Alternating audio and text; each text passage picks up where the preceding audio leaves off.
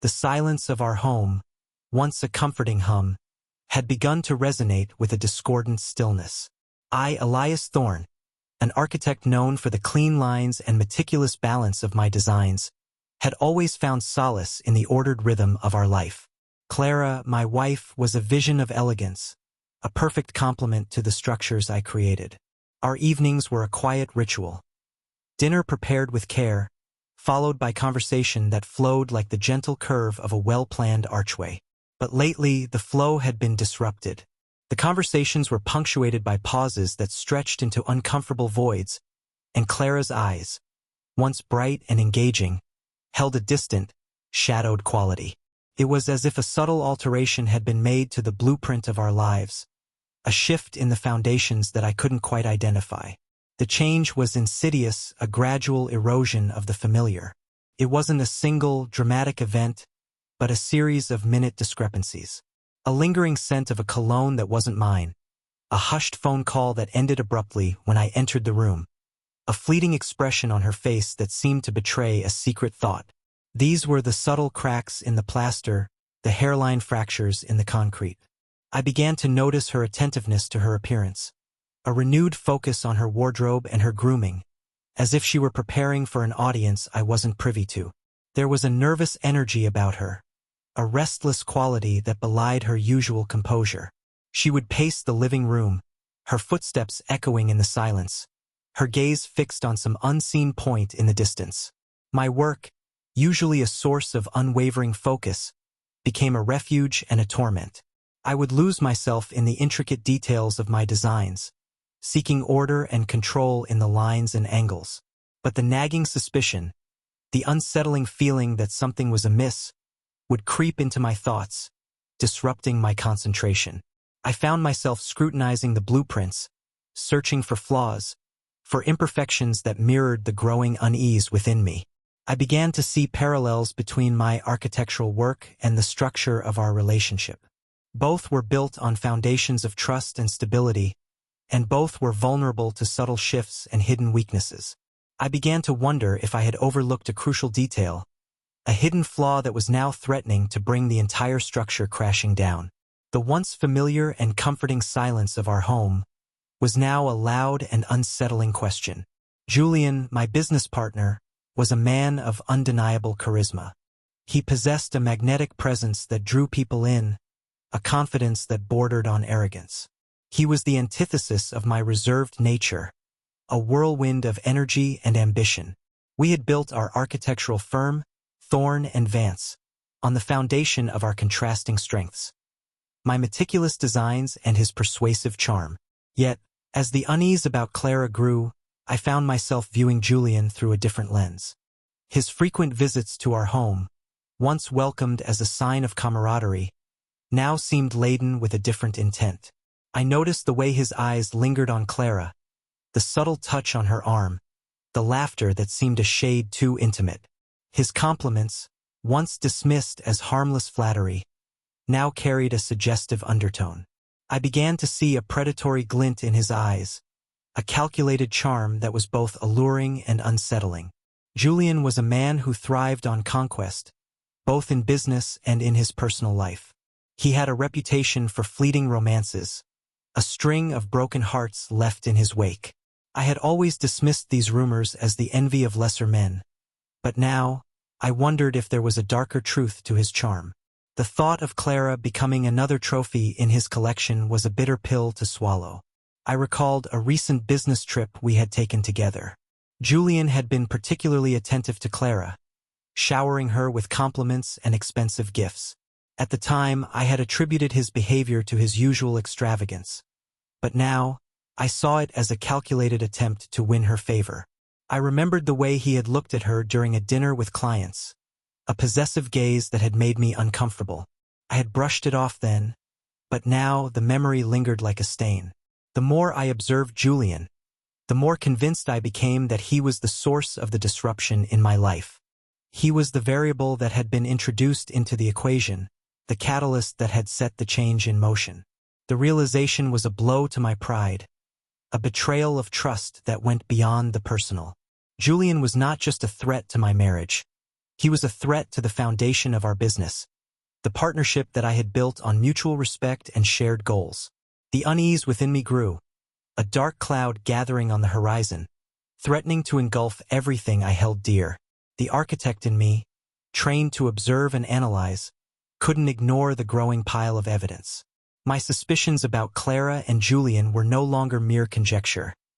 They were taking shape, solidifying into a grim reality. I began to pay closer attention, to observe their interactions with a heightened awareness. I listened to their conversations, noting the subtle inflections in their voices, the coded language they used when they thought I wasn't listening. One evening, while Clara was supposedly at a yoga class, I overheard a hushed phone call. She spoke in a low voice, her words laced with a tenderness that was meant for someone else. "I miss you," she whispered, her voice barely audible. "I can't wait to see you again." The words hung in the air, a sharp shard of ice piercing my heart. I retreated to my study, the weight of her betrayal pressing down on me. Later that night, as I lay awake in bed, I noticed a faint scent of cologne on Clara's skin, a scent that was distinctly Julian's. It was a subtle clue, but it was enough to confirm my suspicions. The pieces of the puzzle were falling into place, forming a picture that was both clear and devastating. I began to discreetly monitor their communication. I discovered hidden text messages on Clara's phone, messages filled with longing and promises of secret rendezvous. I found emails exchanged between them, their words veiled in innuendo and double meanings. Each discovery was a fresh wound, a reminder of their betrayal. The evidence was mounting, a damning indictment of their deceit. I felt a surge of anger, a primal urge to confront them, to expose their treachery. But I held back, the architect in me urging me to be patient, to gather more information, to build a case that was irrefutable. I knew that a hasty confrontation would only serve to alert them, to give them time to cover their tracks. I needed to be strategic, to plan my next move carefully. The gathering of evidence became an obsession, a dark ritual that consumed my thoughts. I felt like a detective piecing together a crime, following the trail of clues, uncovering the layers of deceit. The more I discovered, the more determined I became to expose them, to make them pay for their betrayal. I became a master of disguise, a chameleon blending seamlessly into the backdrop of our life. Outwardly, I maintained a facade of normalcy, playing the role of the devoted husband, the oblivious partner. I attended social gatherings with Clara, smiling and making polite conversation, while inwardly, I seethed with resentment. I participated in business meetings with Julian, discussing projects and strategizing, while secretly plotting my revenge. The deception was exhausting, a constant performance that drained me emotionally. But I knew it was necessary. I needed to keep Clara and Julian off guard, to lull them into a false sense of security.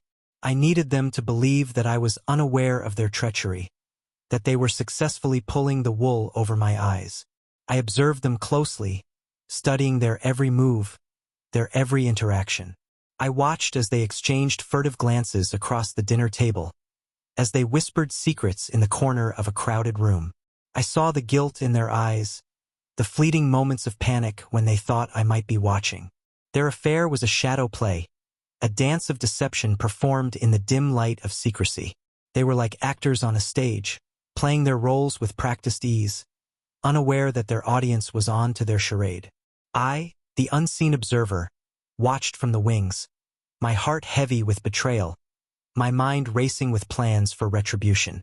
The mask of normality was a heavy burden to bear, but I wore it with stoic determination. I knew that my time would come, that the truth would eventually be revealed. And when that day arrived, I would be ready. The blueprints for my revenge began to take shape in my mind, as intricate and detailed as any architectural masterpiece I had ever conceived. I would not resort to crude violence or petty acts of vandalism. My revenge would be far more subtle, far more insidious. I would use my skills as an architect, my knowledge of structures and spaces, to dismantle their world, to expose their deceit and leave them trapped in a labyrinth of their own making. I started with subtle alterations to our home, the very foundation of our life together. I rearranged the furniture, creating a sense of disorientation, a subtle disruption of the familiar. I replaced Clara's favorite artwork with pieces that evoked feelings of unease and discomfort. I adjusted the lighting, casting long shadows that played tricks on the eyes, creating an atmosphere of paranoia. I extended my manipulations beyond the walls of our home. I began to subtly influence their social circle, planting seeds of doubt and suspicion. I would casually drop hints about Clara's late nights and Julian's unexplained absences. I would let slip information about their clandestine meetings, their secret phone calls. I watched as the rumors spread, as their friends and colleagues began to question their integrity. I used my professional influence to subtly undermine their careers. I would withhold crucial information from Julian, delaying projects and causing him to miss deadlines. I would subtly sabotage Clara's social events, ensuring that her carefully cultivated image began to tarnish. My manipulations were like the shifting of tectonic plates, slow and imperceptible at first, but gradually building up to a catastrophic event. I was the architect of their ruin, carefully crafting their downfall, brick by agonizing brick. The satisfaction I derived from these acts was a dark and bitter pleasure, a twisted sense of control in a world that felt increasingly chaotic. I knew that my actions were morally questionable, that I was crossing lines that should never be crossed. But the betrayal I had suffered had ignited a fire within me, a burning desire for retribution that consumed my every thought. I was no longer the man I once was, the man who valued integrity and fairness. I had become something else, something darker, something driven by a thirst for vengeance. Clara and Julian, like figures caught in a slowly rising tide, began to sense the ground shifting beneath their feet. Their carefully constructed world, once a bastion of stability and control, was becoming increasingly unstable. The subtle alterations to their environment, the whispers of suspicion in their social circle, the growing unease in their professional lives, all these factors combined to create an atmosphere of paranoia and distrust. Clara, once the picture of composure, became increasingly agitated. Her movements were jerky, her laughter forced. She would start at sudden noises, her eyes darting nervously around the room. She spent hours on the phone, whispering in hushed tones, her voice laced with anxiety. The carefree elegance that had once been her hallmark was replaced by a brittle tension, a facade that threatened to crack at any moment. Julian, accustomed to the smooth flow of success, found himself facing unexpected obstacles. Projects stalled, deals fell through, and his reputation began to suffer. He became irritable and withdrawn, his confidence eroded by a series of setbacks. The charismatic charm that had once been his greatest asset was now replaced by a simmering frustration, a barely contained rage. Their relationship, once a source of illicit excitement, became strained under the weight of suspicion and fear. They would argue in hushed tones, their voices filled with accusations and recriminations. The stolen moments of passion were replaced by tense encounters, their intimacy tainted by the knowledge of their deception. They were like two ships caught in a storm, their anchors lost, their sails torn. They were adrift in a sea of uncertainty, their once clear course now obscured by fog and doubt. The world they had built on lies and betrayal was crumbling around them, and they were powerless to stop it. I watched their descent with a cold satisfaction, the architect of their ruin observing the collapse of his creation. The shifting sands of their reality were a testament to my meticulous planning, my patient execution of revenge. The pleasure I derived from their suffering was a dark and twisted thing, but it was the only solace I could find in the wreckage of my life. My manipulation extended beyond the physical and social realms. I began to delve into the psychological, using their own words and actions against them. I would record their conversations, capturing their whispered endearments, their promises of forever, their casual dismissals of me. Then, I would subtly replay these recordings at opportune moments, letting their own voices betray them. A strategically placed phone left on record during a dinner party, capturing their hushed conversation in the corner of the room, their words echoing faintly through the speakers later that night. A voice message accidentally left on speakerphone, revealing a tender exchange between them. These were the subtle jabs, the constant reminders of their betrayal that chipped away at their composure. I mirrored their actions, subtly echoing their deceit in my own behavior. I would fabricate excuses for late nights, invent meetings with fictitious clients, even leave a trace of an unfamiliar perfume on my clothes. This created a sense of unease, a suspicion that perhaps I too was playing a game, that their betrayal was not as unique as they believed. The effect was a disorienting echo chamber, where their own lies and deceptions were amplified and reflected back at them. They began to doubt their own perceptions, questioning the reality they had constructed. The ground beneath them became even more unstable, the shifting sands turning into quicksand, threatening to swallow them whole. Clara, in particular, seemed to be unraveling.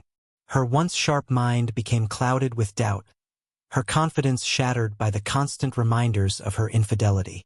She would stare at me with suspicion, her eyes searching for clues, for evidence of my own duplicity. The guilt and paranoia were eating away at her, turning her into a shadow of her former self. Julian, on the other hand, reacted with anger. He saw my actions as a challenge, a threat to his dominance. He became more aggressive, more determined to assert his control. But his efforts were futile, his attempts to regain his footing only sinking him deeper into the mire. The echo chamber I had created was a masterpiece of psychological manipulation, a symphony of dissonance that played on their deepest fears and insecurities. It was a slow and agonizing torture, a relentless erosion of their sanity. And I, the conductor of this macabre orchestra, watched with a detached satisfaction as they succumbed to the cacophony. The strain of living a lie, coupled with the constant pressure of my manipulations, began to take its toll on Clara and Julian. The cracks in their facade, once subtle and easily concealed, were now widening, threatening to shatter the illusion of their perfect life. Their relationship, built on a foundation of deceit and fueled by stolen moments, started to crumble under the weight of suspicion and recrimination. The once effortless harmony between them was replaced by a discordant dissonance. Their conversations were punctuated by tense silences, their laughter strained and hollow. The easy intimacy they once shared was now a battlefield of accusations and denials. They were like two dancers out of sync, their steps faltering, their bodies colliding in a clumsy and painful embrace. Clara, consumed by guilt and fear, became increasingly withdrawn. She retreated into herself, seeking solace in solitude. The vibrant social butterfly she once was had become a recluse, her wings clipped, her spirit broken. Her once radiant beauty was now dimmed by worry and regret, her eyes reflecting the turmoil within. Julian, on the other hand, reacted with defiance. He refused to acknowledge the crumbling foundation of their relationship, clinging to the illusion of control. He became more possessive of Clara, more demanding of her attention. But his efforts only served to push her further away, widening the chasm between them. Their public displays of affection, once a carefully orchestrated performance, became awkward and forced. They would cling to each other with a desperation that betrayed their inner turmoil. Their smiles were strained, their eyes filled with a hollow longing. The facade they had so carefully constructed was crumbling, revealing the ugliness beneath. I watched their disintegration with a detached fascination, like a scientist observing a controlled experiment. The intricate web I had woven was tightening its grip, ensnaring them in a tangled mess of their own making. Their once unbreakable bond was now fractured beyond repair, their love a casualty of their betrayal. The satisfaction I felt was a bitter brew, a mixture of triumph and sadness.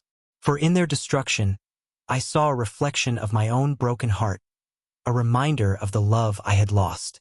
The time had come to shift my strategy from subtle manipulation to overt exposure. I had laid the groundwork, planted the seeds of doubt, and now it was time to watch them bloom. I orchestrated a series of accidental encounters, carefully designed to reveal Clara and Julian's affair to their social circle. A misplaced phone, left open to a compromising text message, accidentally discovered by a mutual friend. A whispered conversation, overheard by a colleague at a business function. A strategically timed photograph, capturing them in a compromising embrace, anonymously sent to a gossip blog. These were the carefully calculated moves in my game of revelation, each one designed to chip away at their carefully constructed image. The rumors that had been circulating in hushed tones now exploded into the open. Their friends and colleagues, once oblivious to their deceit, were now privy to their secret. The whispers turned into gasps, the knowing glances into open stares. Clara and Julian became the subject of gossip and speculation, their reputations tarnished by the stain of their infidelity. Social invitations dwindled, replaced by awkward encounters and veiled accusations. Business deals soured, clients withdrawing their support, their trust eroded by the scandal. The once solid foundation of their social and professional lives began to crumble, leaving them exposed and vulnerable. Clara, unable to bear the weight of public shame, retreated further into isolation. Her once vibrant social life evaporated, leaving her with a hollow shell of loneliness. The friends she had confided in, the people she had trusted, now distanced themselves, their loyalty tested by the revelation of her betrayal. Julian, his pride wounded, lashed out in anger. He denied the accusations, blamed others for his misfortunes, and sought to salvage his reputation through bluster and bravado. But his efforts were in vain, his denials falling on deaf ears. The damage had been done, the truth exposed for all to see. I watched their public unraveling with a sense of grim satisfaction. The carefully crafted image they had presented to the world was shattered, replaced by a mosaic of betrayal and deceit. The social and professional ostracism they now faced was a direct consequence of their actions, a fitting punishment for their transgression. The architect of their ruin had succeeded in his design, leaving them to face the consequences of their choices. The world that Clara and Julian once inhabited, a world of open doors and welcoming smiles, had transformed into a suffocating prison. The social and professional circles that had once embraced them now shunned them, their presence an unwelcome reminder of their betrayal.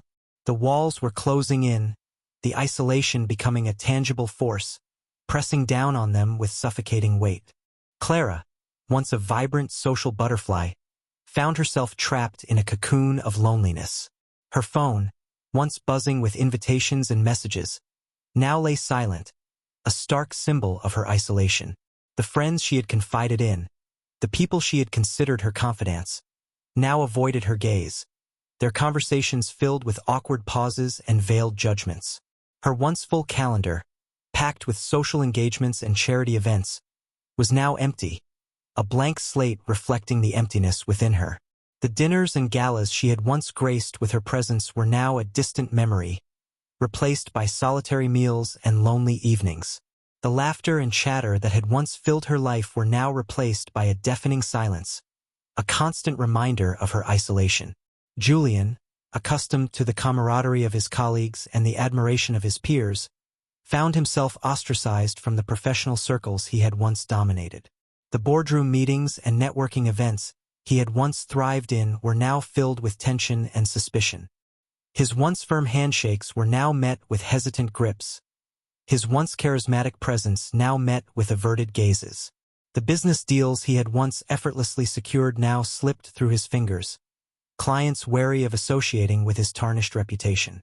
The projects he had once spearheaded with confidence now stalled, his leadership questioned, his authority undermined.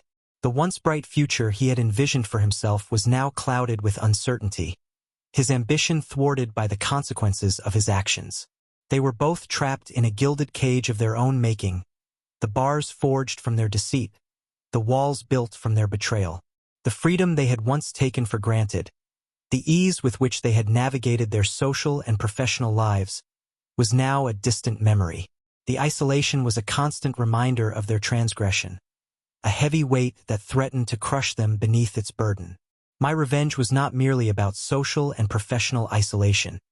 It was about forcing Clara and Julian to confront the consequences of their actions, to see themselves reflected in the distorted mirror of their own making. I designed a series of situations, a metaphorical maze, where they would be confronted with the ugliness of their betrayal, where their carefully constructed illusions would shatter against the harsh reality of their choices. I arranged for them to encounter the people they had hurt the most, myself, their friends, their families. I engineered chance encounters at social gatherings, orchestrated meetings under the guise of professional obligations, and manipulated events to ensure their paths crossed with those they had wronged. In these encounters, they were forced to witness the pain they had inflicted, the trust they had broken, the love they had betrayed. They saw the disappointment in the eyes of their friends, the sadness in the faces of their families, and the cold detachment in my own gaze. These encounters were like shards of broken glass, reflecting their distorted image back at them.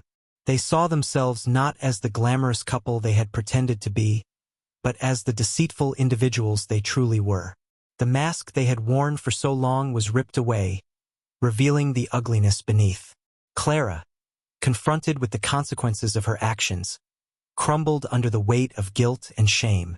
The once confident woman was now a shadow of her former self, her spirit broken, her self-worth shattered. She saw the hurt in my eyes, the pain she had inflicted on the man who had loved her unconditionally, and the realization of her betrayal cut deep. Julian, his pride wounded, reacted with anger and defiance. He refused to acknowledge his wrongdoing, blaming others for his misfortunes. But his bluster was a thin veneer, masking a deep-seated insecurity. He saw the disdain in the eyes of his colleagues, the disappointment in the faces of his mentors, and the realization of his fall from grace gnawed at his ego. The maze I had created was a psychological torture chamber, a place where they were forced to confront their own demons. The reflections they saw were not flattering, but they were necessary. For only by facing the ugliness of their actions could they begin to understand the true cost of their betrayal. My revenge extended beyond the social and emotional realms. It reached into the financial foundations of Julian's life. I knew his ambition was deeply intertwined with his wealth, his sense of self-worth tied to his material success. To dismantle his financial security was to strike at the very core of his being. Using my knowledge of our shared business dealings, I began to subtly undermine his financial stability. I exploited loopholes in contracts, delayed payments, and subtly redirected funds, creating a slow but steady drain on his resources. I leaked information to competitors, sabotaged potential deals, and sowed discord among his investors. The once flourishing empire Julian had built began to crumble, his financial foundations cracking under the strain. His investments soured, his projects stalled, and his cash flow dwindled. The wealth that had once been his shield, his source of power and prestige, was now slipping through his fingers like sand. The impact on Julian was devastating. The man who had once exuded confidence and control was now gripped by anxiety and fear. He saw his carefully constructed world collapsing around him, his financial security dissolving into thin air. The loss of his wealth was not just a material loss. It was a blow to his ego, a stripping away of his identity. He became desperate, scrambling to salvage what he could, but his efforts were in vain. The more he struggled, the deeper he sank into the quicksand of financial ruin. The once proud businessman was now a shadow of his former self, his ambition crushed, his spirit broken. Clara, though not directly involved in Julian's business dealings, was also affected by his financial downfall. The luxurious lifestyle she had become accustomed to, the designer clothes, the exotic vacations, the lavish parties, were now threatened.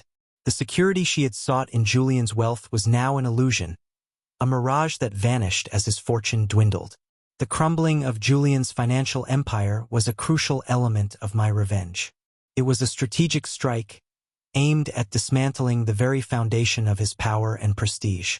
It was a slow and agonizing process, a gradual erosion of his security, leaving him vulnerable and exposed. The combined weight of social isolation, professional setbacks, and financial ruin proved too much for Clara and Julian to bear.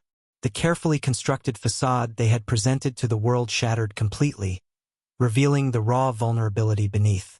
Their relationship, once a source of strength and support, now became a battleground of blame and recrimination. Clara, stripped of her social standing and the security of Julian's wealth, finally reached her breaking point. The guilt and shame she had carried for so long overwhelmed her, crushing her spirit and shattering her resolve. The once vibrant woman was now a hollow shell, her eyes filled with despair, her movements listless and defeated. She sought solace in alcohol and prescription drugs, seeking to numb the pain and escape the harsh reality of her situation. But her attempts at self-medication only served to exacerbate her problems, leading to erratic behavior and emotional outbursts. The woman who had once prided herself on her composure and grace was now a shadow of her former self, lost in a haze of self-destruction. Julian, his pride wounded and his ambition thwarted, lashed out in anger and frustration. He blamed Clara for his misfortunes, accusing her of being the cause of his downfall. He became verbally abusive, his words laced with bitterness and resentment. The man who had once charmed her with his charisma now repelled her with his cruelty. Their once passionate relationship devolved into a toxic cycle of arguments and recriminations. The love they had once shared was now buried under layers of anger, hurt, and betrayal. They were two drowning souls, clinging to each other in desperation, but only dragging each other further down. The breaking point came during a particularly vicious argument, fueled by alcohol and years of suppressed resentment. Accusations flew like daggers, piercing the fragile remnants of their relationship. In a fit of rage, Julian struck Clara, the physical violence a culmination of the emotional abuse he had inflicted upon her. The incident was a turning point, a stark realization of the destructive path they were on. Clara, finally seeing the true nature of the man she had betrayed her husband for, fled their apartment in tears, seeking refuge in the anonymity of the city. Julian, left alone with the wreckage of his life, succumbed to despair, his dreams shattered, his future uncertain. The implosion of their relationship was a spectacle of human frailty, a testament to the destructive power of deceit and betrayal. It was a tragic end to a love story that had begun with such promise, a stark reminder of the consequences of choices made in the shadows. The final act of my revenge was not a grand spectacle of public humiliation, but a quiet, calculated confrontation.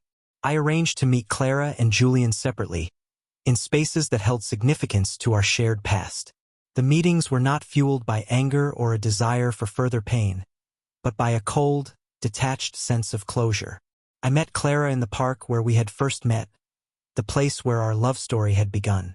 She was a shadow of her former self, her eyes hollow, her demeanor defeated. I did not berate her or gloat in her misery. Instead, I simply laid bare the extent of my manipulation, revealing the intricate web I had woven to expose her betrayal. I showed her the evidence I had gathered, the text messages, the emails, the recordings, each piece a testament to her deceit. I spoke in a calm, measured tone, devoid of emotion. I explained how I had subtly altered their lives, how I had manipulated their social circles, how I had orchestrated their downfall. I revealed the meticulous planning that had gone into my revenge, the architect's precision with which I had dismantled their world. Clara listened in stunned silence, her face a mask of shock and remorse. The realization of the extent of my manipulation, the cold, calculated nature of my revenge, seemed to shatter her remaining defenses. She wept silently, her tears a testament to the pain she had inflicted upon herself. I offered her no comfort, no forgiveness. I simply stated that our relationship was over, that the love we had once shared was now a distant memory. I walked away, leaving her alone with the ruins of her life, the architect of her own demise. I met Julian in the office we had once shared, the space where we had built our business, our partnership. He was a broken man, his pride wounded, his ambition crushed. The financial ruin I had orchestrated had stripped him of his power and prestige, leaving him vulnerable and exposed. I confronted him with his betrayal, his affair with my wife, his duplicity in our business dealings. I showed him the evidence of his deceit, the contracts I had manipulated, the deals I had sabotaged. I revealed the extent of his financial losses, the debts he had incurred, the future he had squandered. Julian reacted with anger and defiance, refusing to take responsibility for his actions. He blamed me for his misfortunes, accusing me of being vindictive and cruel. But his anger was a hollow bravado, masking a deep-seated fear and insecurity. I offered him no sympathy, no understanding. I simply stated that our partnership was over, that the trust we had once shared was now irreparably broken. I walked away, leaving him alone with the wreckage of his ambition, the architect of his own downfall. With Clara and Julian confronted and their lives irrevocably altered, my revenge was complete. The architect had finished his design, the structure of their betrayal exposed for all to see. The intricate web I had woven had ensnared them, leaving them trapped in a labyrinth of their own making. But the victory I had achieved was a hollow one. The satisfaction I had sought in their downfall was fleeting, replaced by a profound sense of emptiness.